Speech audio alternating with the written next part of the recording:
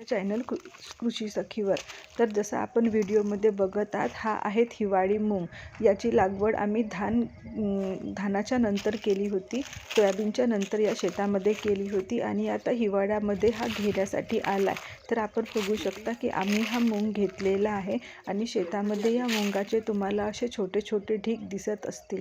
सर्वकडे जर आपण पाहिलं तर असाच मूग घेऊन हा ठेवला आहे आणि या मुंगाला आता वाढत ठेवण्यासाठी ठेवलेला आहे।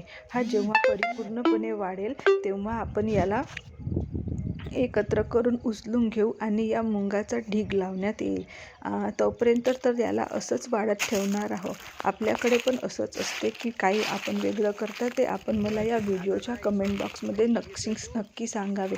पण आम्ही तर असंच करतो की मूग घ्यायला आला की तो घेतो आणि 4-5 दिवस त्याच्यावरून चांगली ऊन जाऊ देतो। त्याच्यामुळे मग तो चांगला कडक होतो आणि मशीनमधून माल चांगला निघतो। लाईक, शेअर, सबस्क्राईब आणि छानची कमेंट